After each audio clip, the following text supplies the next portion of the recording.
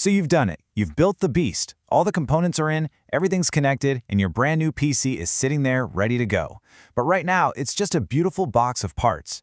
In this explainer, we're going to walk through that final crucial step, installing Windows 11 and actually bringing your new machine to life. You know, there's nothing quite like the feeling of hitting the power button on a fresh build for the very first time. This isn't just about setup. It's the moment you give all that powerful hardware its brain, its operating system. So let's get it done. Okay, first things first, we've got to talk prep.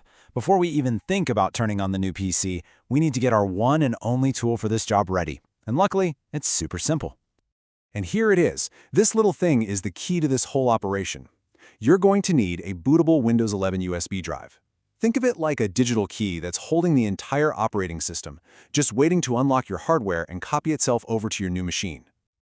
All right, with that bootable USB drive in hand, it's go time.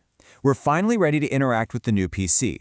The goal right now is pretty simple. We just need to tell the computer, hey, ignore that empty main drive for a second, and instead boot up from this USB stick. Okay, here's your first real action sequence. Go ahead and plug in your USB drive, hit that power button, and as soon as the screen flickers on, start tapping the key to get into the boot menu.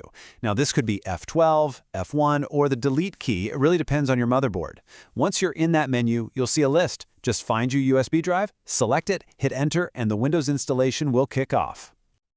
And just like that, you're in the official Windows installer. This first bit is just a series of clicks. You'll confirm your language, click Install Now, and don't worry about the product key just yet. You can always add that later. Choose the version of Windows you want, accept the license terms, and then you'll get to the most important click on this page. Make sure you select Custom Installation. That's what gives us the control we need for the next critical step.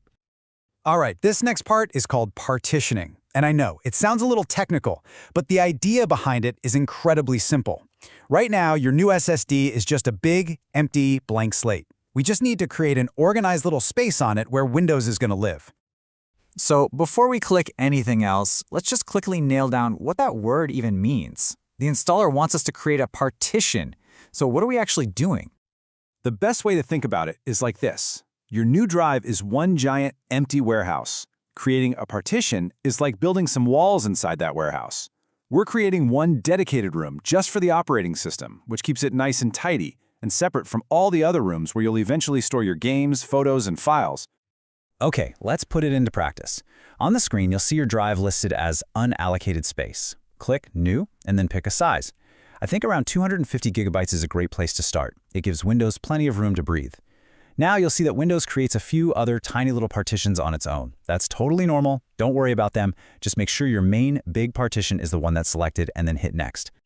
And believe it or not, the hardest part is already over. Seriously, now your PC gets to take the lead.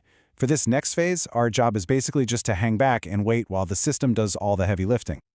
Yep, our work here is done for now. You can officially sit back and relax. The computer is now taking all those instructions we just gave it and is automatically copying all the Windows files from your USB drive right onto that new partition we created on your SSD.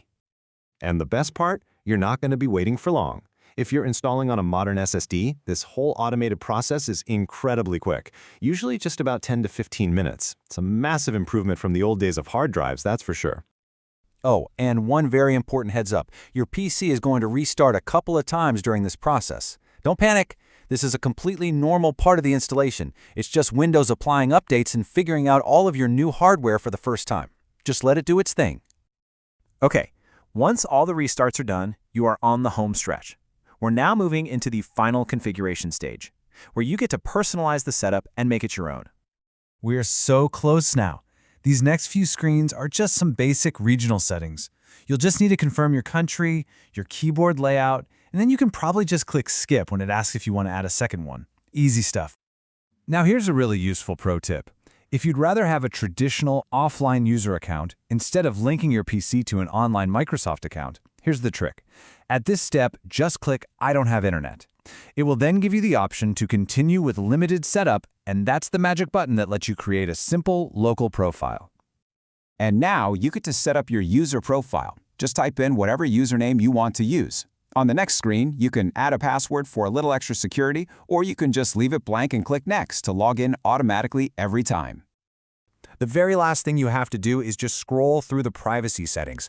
This is stuff like location services and whether you want to send diagnostic data. Once you've had a quick look, all you have to do is click Accept to finish the entire setup.